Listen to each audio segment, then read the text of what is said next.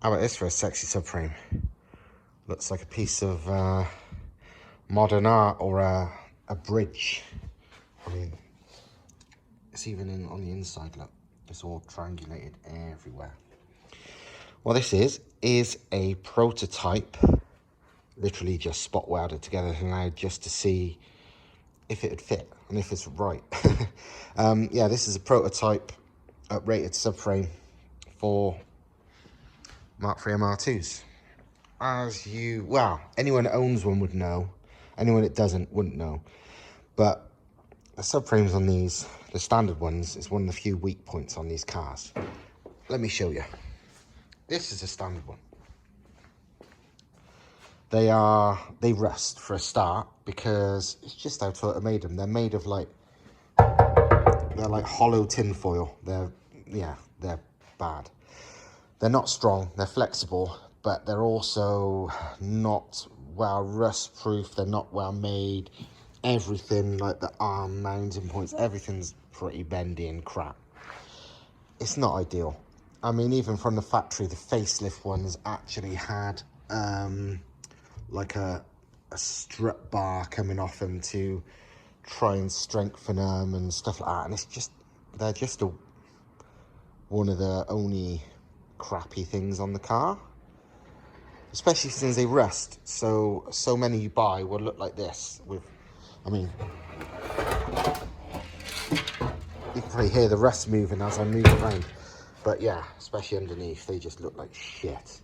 But they're so thin and just not good.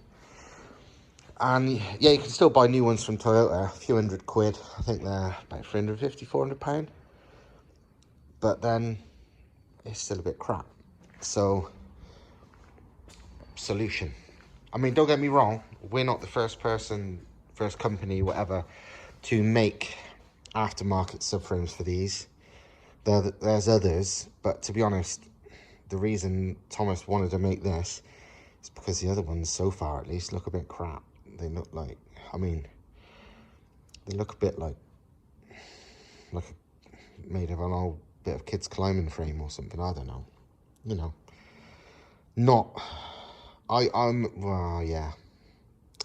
I can say stuff. Thomas would be much more, what do you call it? You know, nicer about things, but no, I'm not a fan. Either way, Thomas like, no, I don't do things that way. I do things my way. And he wanted one anyway. So he's like, I'm going to design one. So between him and his brother in Italy, who's very clever at these kind of things, and just like Thomas, he's very clever, but also he's clever on the computer side of things. You know, computer-aided design and all this. They built this, and this is all like, did all the structural strength testing with like online the computer programs, all that kind of crazy stuff that I couldn't even begin to understand, and hence why it's got this sort of crazy, sort of almost biomechanical, because it's all on the inside. It's not like just this for show, it's all the way through. It's got all this design, and yeah, and it's like everything's triangulated. Even all these, it's like, because the thing is, box section isn't very strong. You triangulate box section and it is strong, but this, everything is done at angles. So, and even these things where some of it is 90 degrees inside, is triangulated. So basically, it's ridiculously strong. I mean, it's cool as fuck too, of course, but it's strong. And the good thing about that is because it ties the chassis together, which is, because on these cars, so many people, they fit various strut braces and undercar braces and brace here and brace there and brace everywhere. A, I don't think they do much, and B, this will do more. Even no matter what they do, this would do more. I mean, this is heavier than a standard subframe. It's not loads heavy, to be honest. It's about 8 kilos or so. Needs this to be finished. I need to weigh maybe one it's not all full of rust like that one, but just a subframe. It's about 8 kilos heavier, but considering I mean, 8 kilos is nothing anyway. You wouldn't feel that, but you would guarantee to feel the difference even in chassis stiffness when driving hard with this. And obviously with this, you don't need all those basically band-aid stroke pointless braces that people had. So the extra weight of this is going to be negated by not needing all those braces in, you know. So it swings and roundabouts, to be honest, in things like that. But yeah, this is the bollocks really. And this, when it's done, this is literally, look, just spot welded. This is a test one because there's going to be some changes. This isn't the final form at all. The reason this was made is because until this was made, it was all done virtually, you know, it's all on CAD stuff. And while we're looking at pretty 360-degree rotatable pictures on laptop monitors and whatnot, it's not the same as having a real one. So got this real one made, well, laser cut, and Thomas spot welded it together. Like with all our stuff, it's built like a jigsaw, so even before you weld it, it's fucking rock solid. And yeah, put this on to see what needs changing. And yeah, there's a few small things, nothing much. This is literally a proof of concept, but it's the bollocks, really. It looks amazing. It's a proper, like, I know it's meant to be purely for performance, but from a looks point of view, imagine showing, you know, rocking up to places and showing people this. It's like, wow. And this isn't, obviously, 316 stainless and all welded up properly. This isn't 316, this is just mild steel to mock it up, because didn't know if things needed cutting or whatever, because 316 whatever is so hard, any kind of cutting or modifying would take 100 times as long as with mild steel. So got a mild one made just for test purposes, but the future ones will be 316, which is literally never last forever. And you get people going, oh, but 316 is brittle. It's like, no, it's not. It's not the least brittle metal in the world, but it's not brittle.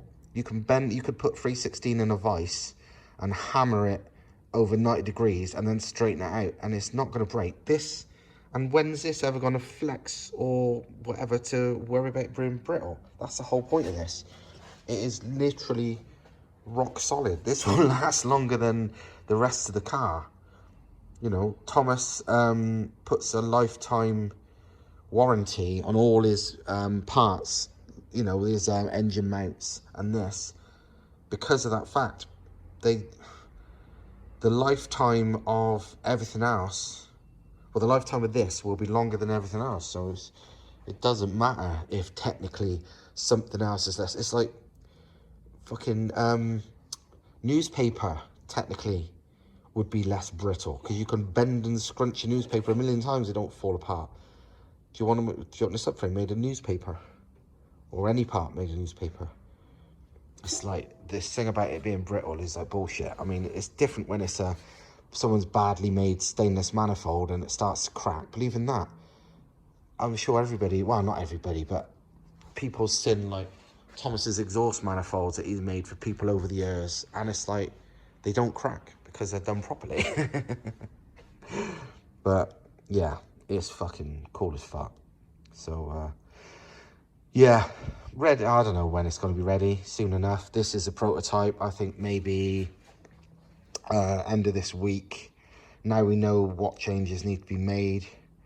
Maybe early next, well, end of this week probably the changes will be done on the computer, and then maybe the new prototype would be starting to be made early next week at the laser cutters, which usually takes about a week for them to get it back to us. And then Thomas, with his excitement, will no doubt weld it up in one day. So, I don't know, a couple of weeks from now maybe, should have one, I'd say production one ready if the next one doesn't need any changes as well. I think he's confident enough that the next one will probably, he thinks it will be production, so we'll probably get it made in 316 because it won't need changes. But he's, well, I'm not an expert at this kind of crap, so I can't be as confident, but we'll see. But either way, it looks fucking awesome. And this is, yeah, this is only tack welded together at the moment. It's not, but you could hang off this. It is fucking, because of the jigsaw design of everything. Everything holds everything else together. It's fucking ridiculous. In a good way, of course, but it's mental. It's a bridge. I reckon, well, I'm not sure. It'd be nice to do a test, like a strength test. Maybe one of them and one of these and hang it off something, or put like a real long bar. I'm pretty sure you could weld a massive long bar, like meters long, and hang from it at the other end, and this wouldn't go anywhere. Kind of overkill, but it's best to have the best rather than a bodge just to make money. Because again, this is something Thomas wanted for his car, and yeah, if people want to buy them, they can buy them. I'm sure you've seen in the last video, and if not, I will post a little clip here.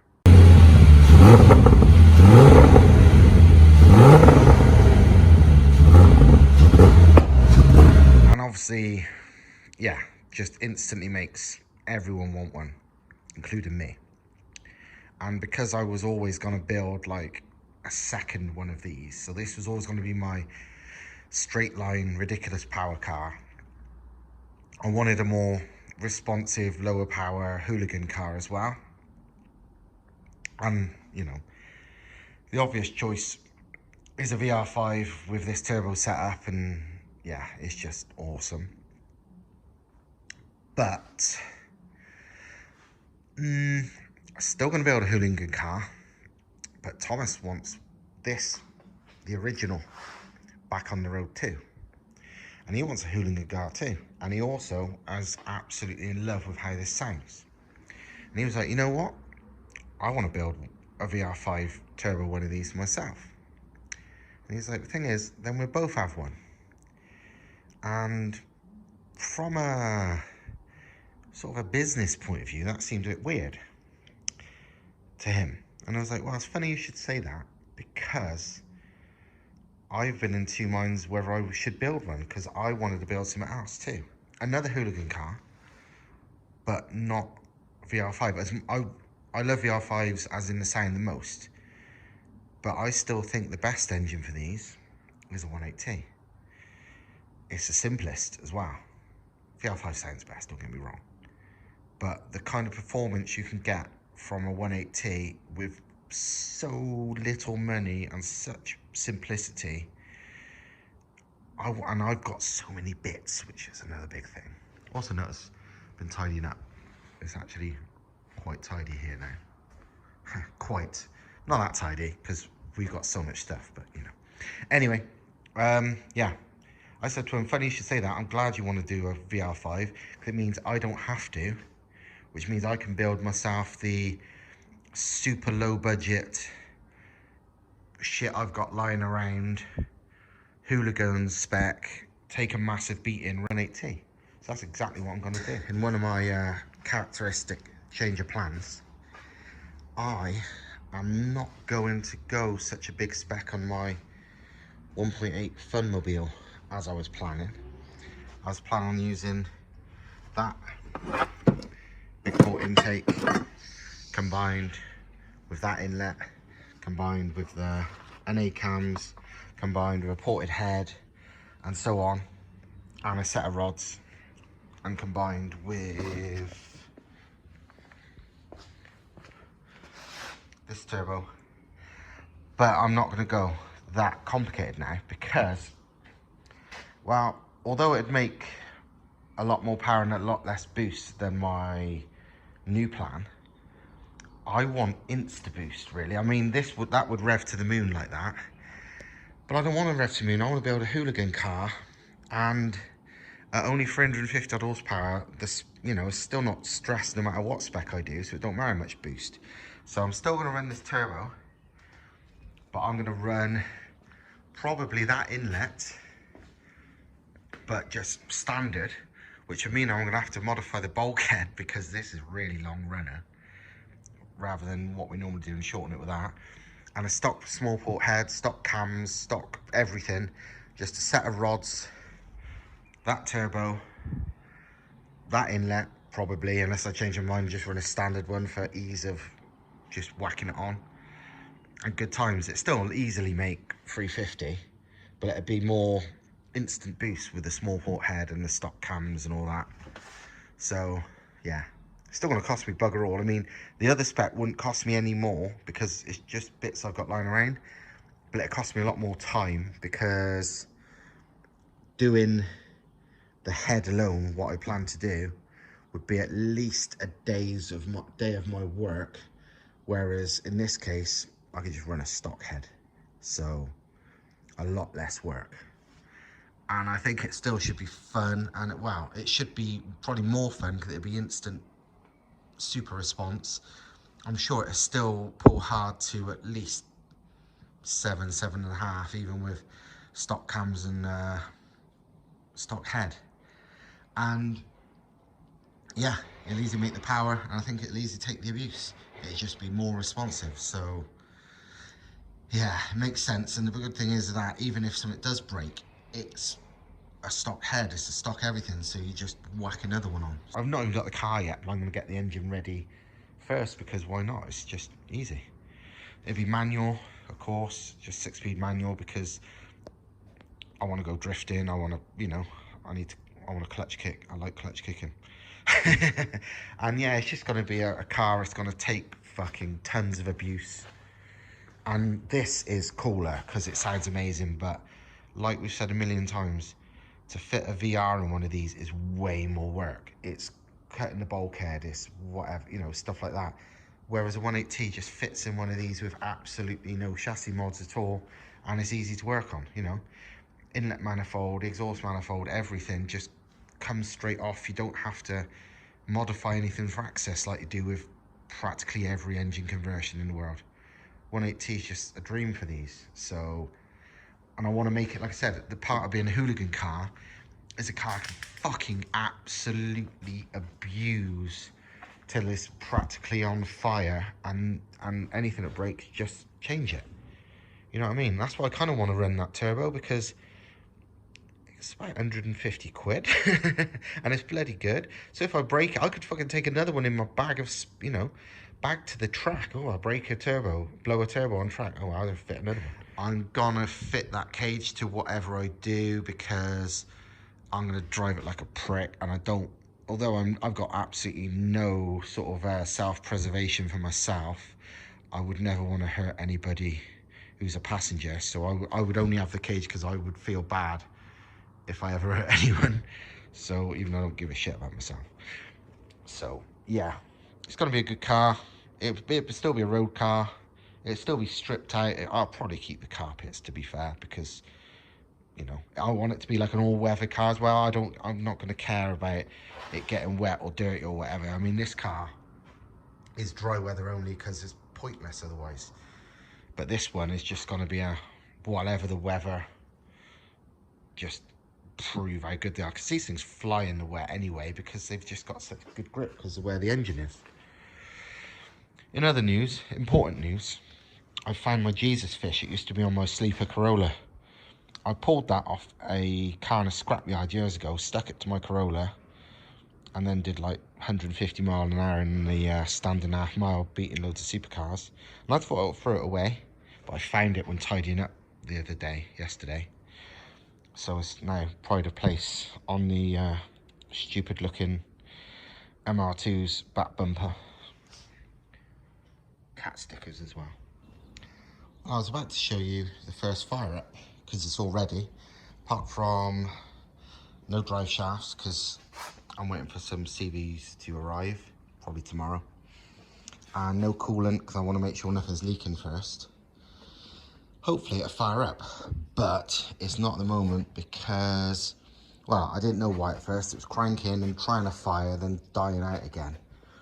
But watching the Ignitron live on the laptop, it was showing the voltage of the Ignitron was going below 10 volts sometimes, and it seemed to be coinciding with when it didn't want to fire. It was like trying to at 10.1 or something, which is still too low, and then it would go to like 9 and sound like it's just turning over.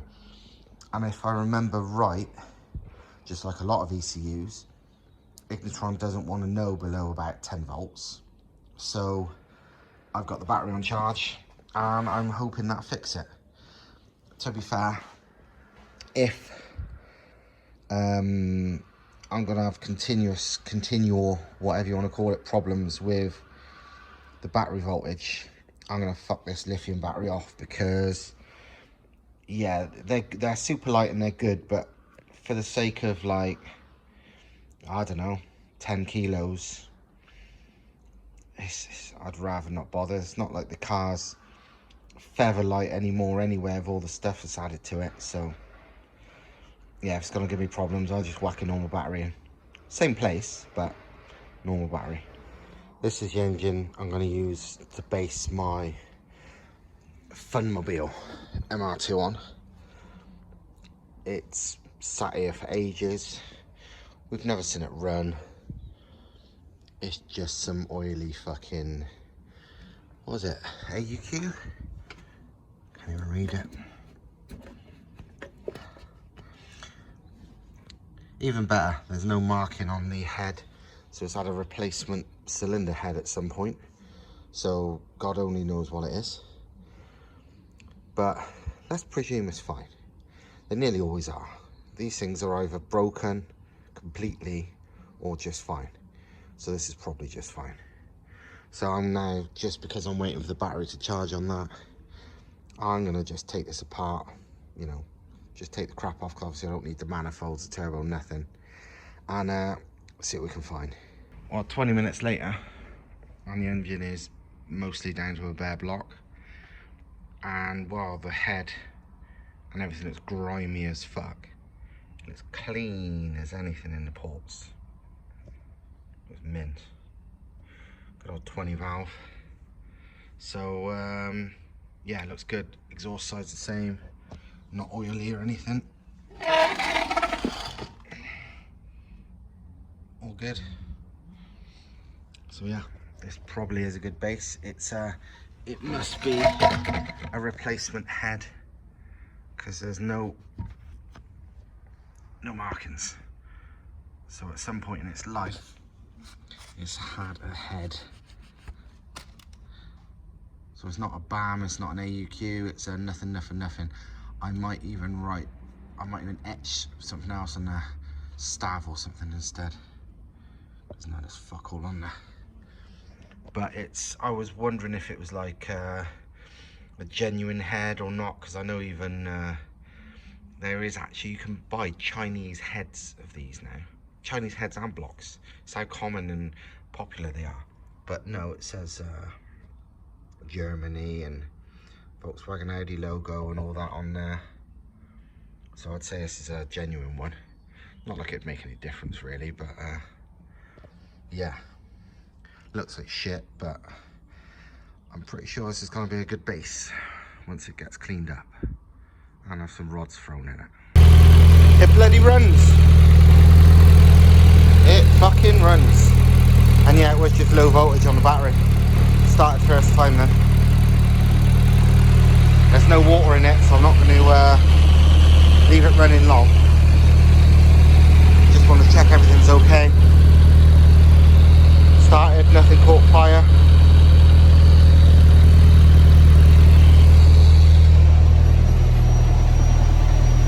Decent enough oil pressure. Nothing's leaking.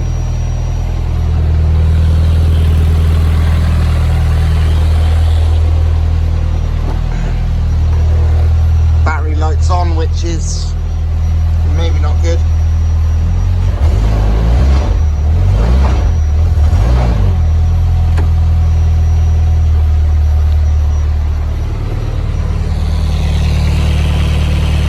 Right, there you go. It runs, that's the start. Next video, actually driving, hopefully. Hopefully. Well, there you go. It runs. It didn't switch off on the key, so I need to check what we've done wrong with the wiring there. But apart from that, it starts, it runs, seems fine, seems quiet. so I don't think there's any problems. No leaks by the looks of it. So time to fill it full of water and get it running properly.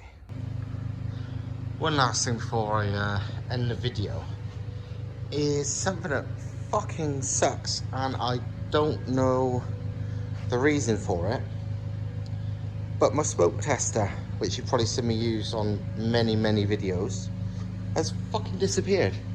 We have no idea where it is. It's hard to miss because it's like a big metal smoke container maker thing, a big bright yellow fucking air compressor, and a load of pipe connected to it. It's hard to like lose. It's really big. Have I got any idea where it is? No. We have looked everywhere, and it's really annoying because I'm gonna need it for this to check everything's sealed up properly and all that, because you know, you can be chasing running issues forever, and all it really is like a pipe's loose and you don't realise or something. And it's the same with the VR. It runs fine when you rev it a little bit, but at idle it tries to cut out like there's an air leak after the airflow meter. And it's a simple solution. You plug in the fucking smoke tester and, you know, find out where the smoke's coming from, where the leak is. No idea where it is. We've looked everywhere. I never lend it to anybody. I take it to people's houses or whatever to use, but I take it back with me, and the only place I've took it recently is definitely not. It's fucking bizarre. Literally, it's normally kept down there, but it ain't. And I am fucking lost for where it could be. Don't know where it is, but it's really annoying because this will delay progress on things a little bit. And I don't want to have to buy another one because A, they're not cheap, and B, if I remember right, unless things have changed, the only good price ones are in America, which is where I got this last one from. But fuck knows, we will see. Ta-da.